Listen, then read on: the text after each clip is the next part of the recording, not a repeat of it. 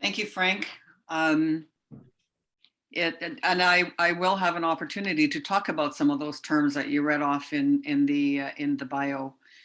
It is always a pleasure to have an opportunity to talk about the Rotary Foundation in the month of November. November is Foundation Month in Rotary.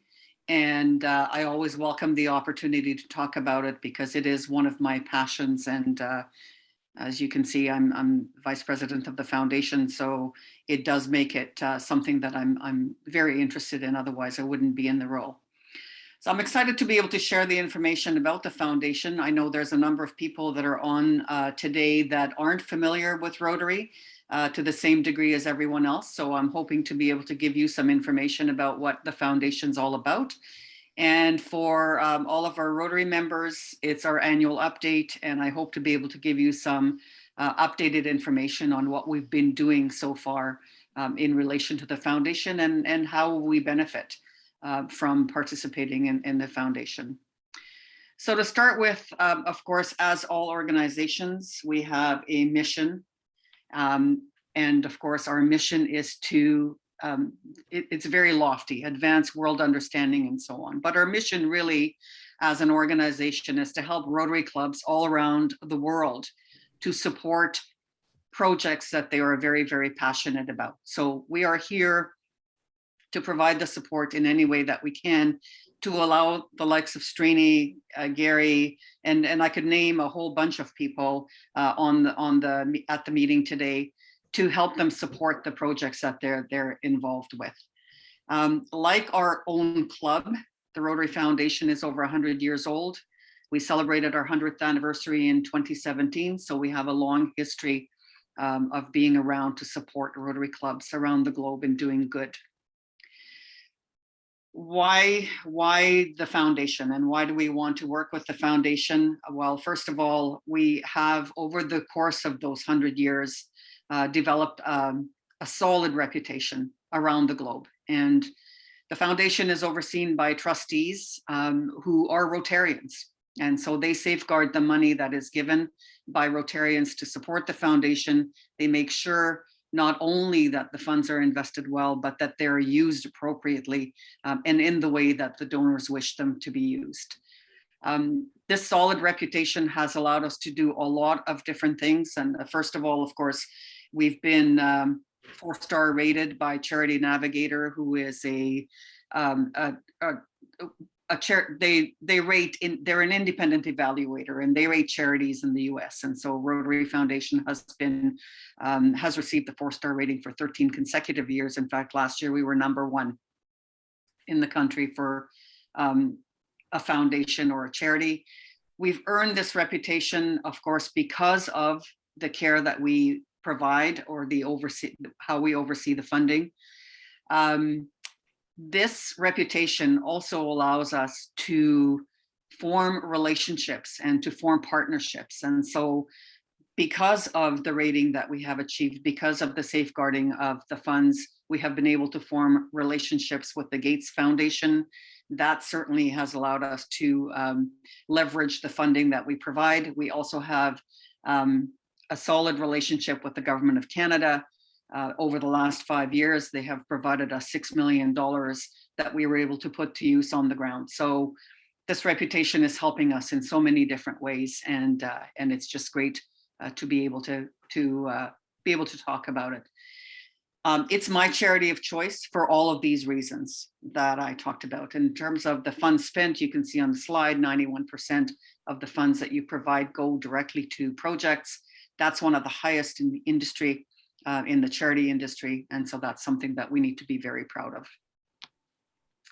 Today, I'm going to focus on the annual fund. And while this is not a picture from one of the projects that Srini has been involved in, Srini certainly has done some economic development, particularly with ladies in South Africa who were working on building and something so that they could actually sell the clothing that they were sewing. So this is something that we work on all around the globe. The annual programs fund that I talk about is the one that helps to pay for the local and international grant projects. So any contribution to the annual fund is what makes our humanitarian impact possible, whether you're talking about working right within your community or working overseas or internationally. So when you give funds to the Annual Programs Fund, you help people like this lady to expand sewing businesses so that they can make a better life for themselves and for their family. Our annual fund, of course, has a number of areas of focus. And for the new people on the line, we have 7 areas of focus for all Rotarians. We used to have 6 areas of focus up until July 1st of this year. And July 1st, of course, we added the environment as an area that we want to focus on moving forward. So that's another area that will be supported by grants, if that's something that you choose to be involved in. I want to highlight that these areas of focus were not chosen by accident. They do, if you take a look, represent the world's areas of greatest need. And whether we're talking about locally or internationally, if we talk about community development, literacy, maternal and child health, water and sanitation, all the projects that we take on with the Indigenous groups, and they all fall into this category. So they certainly are areas that we definitely need to focus on. I want to talk about the annual share fund a little bit more. So the Rotary Foundation has a unique funding model, and that is really what allows us to put as much of the money to work as we do. And so what happens when you contribute to the Annual Programs Fund, of course, is that Rotary keeps your money for 3 years and they earn interest on it. And what they do is they take the interest that has been earned on those funds and they use that to deal with or pay for the administrative costs relative to running the organization. After 3 years, all of the funds are returned to the district where they came from. And that's the beautiful part about donating to the Annual Programs Fund. Yes, we give it away, but yes, it comes back. And then it allows us to participate either in global projects or local projects. And so it does give us the opportunity to apply for some grant funding to leverage the funds that we have to spend on the various projects that we want to take on. I want to give you just a brief look at what happened last year globally. It's a busy slide. Excuse me for a minute.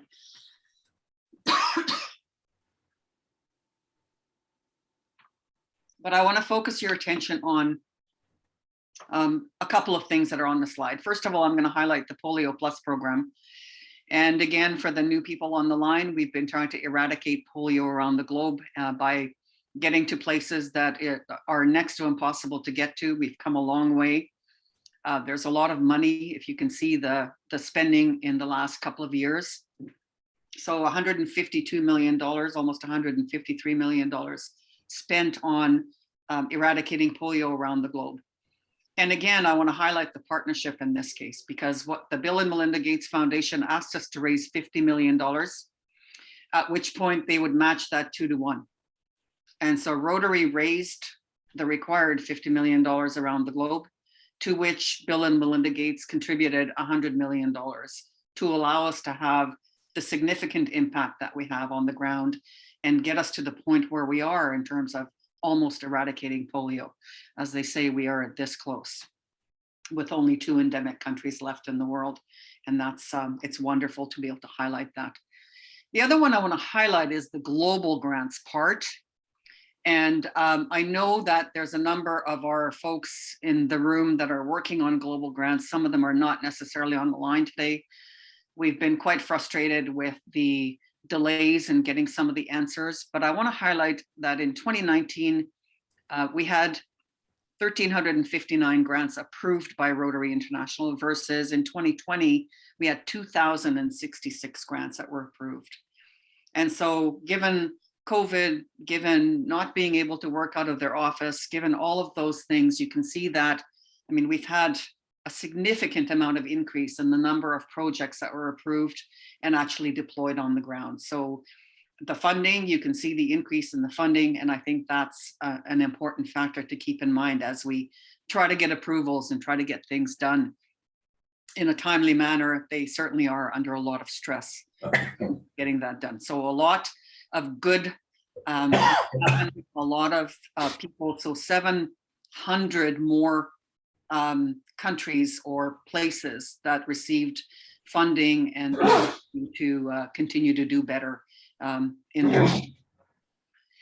The last piece I want to cover is the last one is the disaster response grants, and that you can see that in 2019-20, $8.4 million spent on program awards versus only $3.1 million for this year. But what I want to highlight with that is that the disaster relief fund is intended to be there for the kinds of natural disasters that we can't plan, they're spontaneous, and the additional funding that was used in 2019-20 is almost entirely related to the COVID-19 outbreak. And so what that shows to me is that Rotary is responsive and they respond to the disasters that are happening as they are happening. And so again, a really good reason why we want to be involved with the foundation. They do all the things that we expect of them and certainly demonstrate what they are capable of and what they've done. I want to bring it home a little bit. So in terms of what happened in Canada, we are, I think, just over 100 clubs in the country, maybe a little bit more than that. No, we're more than that. I think 700 clubs in the country, 113 international grants. The amount of money that was spent is almost $9 million US by Canadian clubs, Canadian Rotarians around the globe. But what else is exciting about this particular slide is going back to Darren's comment about making sure that we do good right in our backyard. And that's been a complaint or a comment from a number of Rotarians, is that we don't deal with the Canadian issues. So we have a lot more happening in that respect. And you can see that in the last year, there were 4 grants that were approved in Canada. So there are other countries that are working in Canada now on areas that need to be addressed, and $252,000 US that were spent in Canada to work with communities that are in need. And I know that in Saskatchewan, or right in our very own district, we are working on one of the reserves to try to work with one of these grants that will be coming in. So that'll be another one that hopefully in the next year or so we'll be able to complete. So there is lots happening around the globe, but there's also a lot of things happening right here in Canada in relation to the foundation. And then bringing it home to our own club as opposed to the district. And I know Srini's on the line. There's a couple of folks that are not on the line in relation to some of these projects, but the South Africa Lily of the Valley Water Project, and that's getting a holding tank for water for communities that will be able to harvest the water and be able to use it to be able to have fresh water and showers and grow gardens and all of those things. That project is now completed. Thank you, Srini, for your involvement in that. Of course, we worked on the Guatemala Water and Sanitation Project, and that was where we brought water and sewer systems into homes for Guatemalan families who did not have running water in their homes and no bathrooms in their homes. So that was completed as well last year. We are currently working on Bangladesh. We are working on an education program. It has been approved by Rotary International. We are working on the final stages of getting the memorandum of understanding in place in a couple of locations. So that will help young ladies and young men to, of course, get the education that they need to be able to do something with their life, as opposed to not being able to get jobs other than at the lowest end of the pay scale. And likewise in Congo, that's another education process or program that we're working on. And then Srini, again, while we worked on this at a district level or the club level as well, this is now a project that is going to go on a global scale. And Srini and Gary, I think, are both working on applying for a global grant to allow us to provide the water necessary and the equipment and seedlings and all of those things necessary so that families can grow their own food, and perhaps communities can then be able to sell some of that food and be able to do better for themselves. So that's what's going on. That's what's just finished and now going on an ongoing basis in our club internationally. And I'm sure I've missed a couple. And these are just a very few, because there's so many things that we do locally. But the honoring Indigenous people that Darren talked about briefly as well, and Srini with all of the different projects that we're working on to try to get books and sports equipment and all sorts of things to some of the reserves. That's an important piece that we've been working on. We provided computers during COVID-19 for inner city families. And again, we did a district grant to support the survival gardens in Africa. And if I gave the floor to Jeanette or Srini or a number of you, there's a lot more district impact that we've had and lots of different ways that we have impacted our local community. Other projects I'm not even talking about are like the Model United Nations and the impact that that would have on young people in terms of their knowledge and their understanding of other parts of the world. So I think those are all important ones that I didn't get on the screen, but it would take me forever to do the presentation if I did that. So, of course, given that it is November and Foundation Month, we talk about how we can support this. All the projects that I talked about, whether I'm talking about internationally or locally in our own communities, of course, would not be possible if it wasn't for the support of Rotarians and Friends of Rotary moving forward. And I sometimes hear people say, well, you know, we can't give a lot, but what I want to highlight in this slide that's very busy is just the fact that a $25 to $50 contribution is something that most people can afford, and that made up $5.1 million of the foundation's contribution in 2020-2021. So it doesn't take a lot to make a big impact. And the other part that I think I wanted to highlight was that only 34% of Rotarians donated to the annual fund. So we have a great opportunity. If at 34% who give $25 to $50, we would raise that to 68%, we could generate another $5 million to do good in the world. And so I think it's important for us to take a look at. There's, of course, the recognition. And so this is the part that Frank was talking about in the introduction, where you learn some of the terms about what they are. So first of all, we have sustaining members. And so a sustaining member is someone who gives $100 US or more to the annual fund every year. It's not a commitment you have to make, but when you do that, you become a sustaining member automatically. So as you make your contribution, this is something that just happens on an automatic basis. The other part that happens on an automatic basis is you become a Paul Harris Fellow. And so if you are able to contribute $1,000 US, that would make you an automatic Paul Harris Fellow. But if you aren't able and contribute $25 or $50 on an annual basis, that is something that accumulates. And once you reach $1,000, you do become a Paul Harris Fellow. So that's a recognition that's provided. You'd be provided with a lovely pin that you can see on the screen, and the number of blue sapphires that you have will tell you how many $1,000 you've contributed. So whoever received this beautiful pin that's on the screen would have been a 5-time Paul Harris Fellow. Excuse me, I have a bit of a cough today. Frank talked about the Paul Harris Society in my introduction. And the Paul Harris Society member is a person who agrees or contributes $1,000 or more each year to either the annual fund, the Polio Plus Fund, or to an approved global grant. And again, just want to highlight one thing, and that is that Paul Harris Society members contributed almost 20% of the money that was donated to the annual programs fund. And we don't have a lot around the globe. We have about 25,000 around the globe that participate. Excuse me. I am very fortunate in that I have the ability to do this. And so I have chosen it. As Rotary is my charity of choice, this is really what I've chosen to do. It isn't possible for everyone, and I'm not advocating that at all.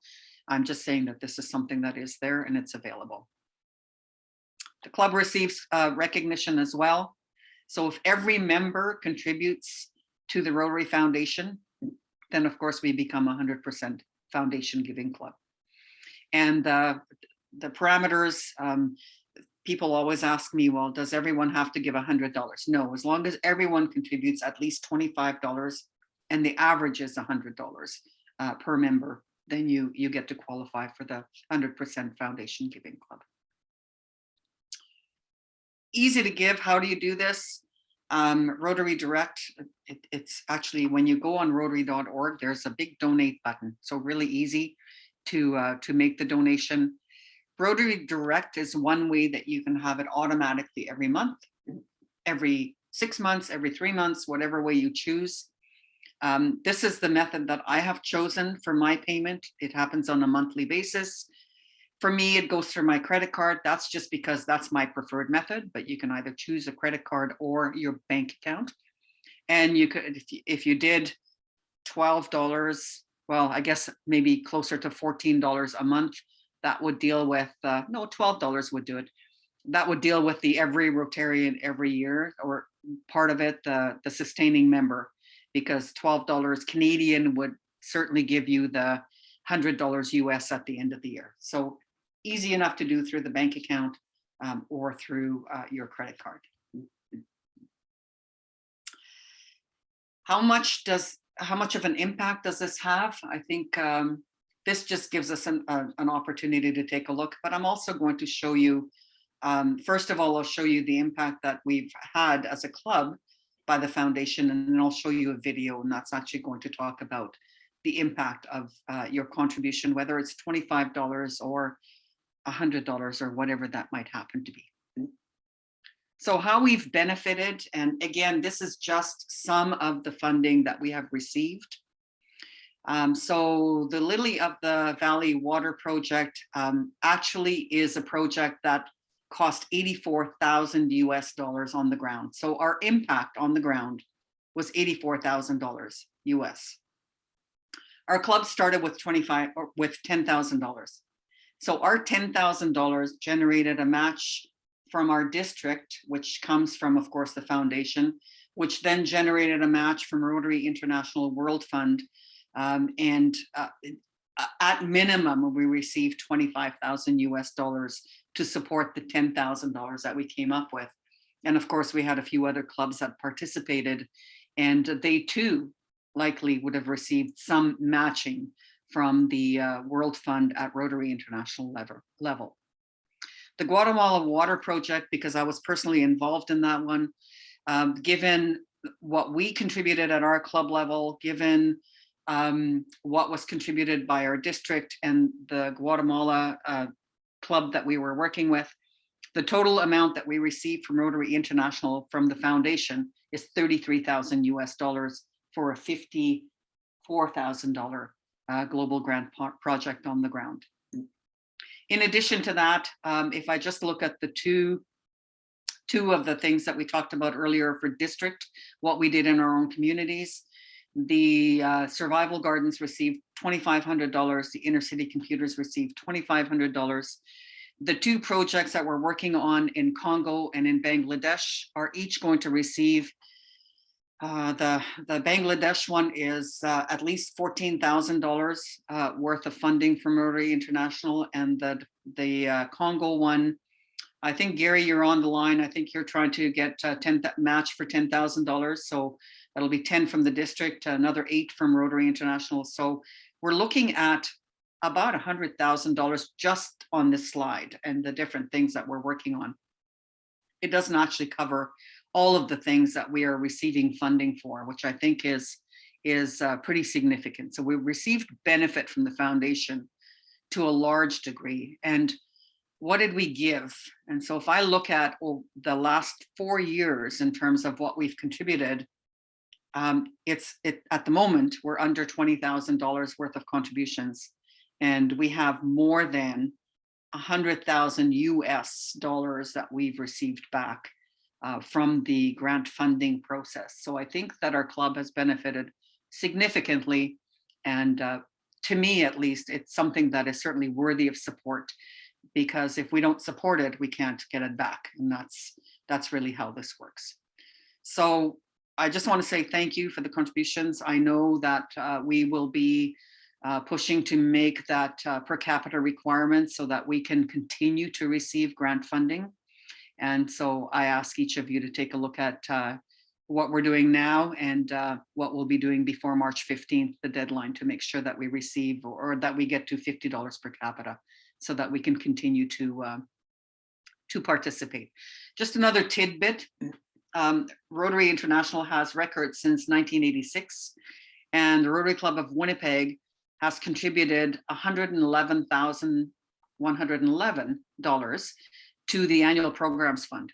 And that's since 1986. So if I look at just the slide that we looked at in terms of what we received back, everything that we've given to the Rotary Foundation since 1986 has come back to us to be able to put to work on the ground in the projects that we're very passionate about. So that's fabulous news. And again, thank you. And I'm just going to show you a brief video.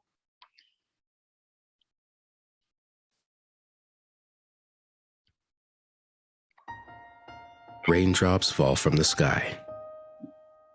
They may be small, but together they make a mighty ocean. In the same way, your commitment to doing good in the world enables the Rotary Foundation to fund the projects that you care about. Last year, even during a pandemic, hundreds of thousands of donors like you gave more than $440 million. Your generosity allowed the foundation to fund more than 2,000 global grants, creating opportunities for people everywhere to respond to their community's unique needs. A $15 donation could buy polio vaccines. A water filter cost only $50. And $100 could provide COVID-19 training. You supported causes such as fighting disease, building strong communities, and promoting lasting peace. So whether you gave $1 or $1 million, you gave help and hope. The people whose lives you've touched, the families, the parents, the children, thank you. And so do we.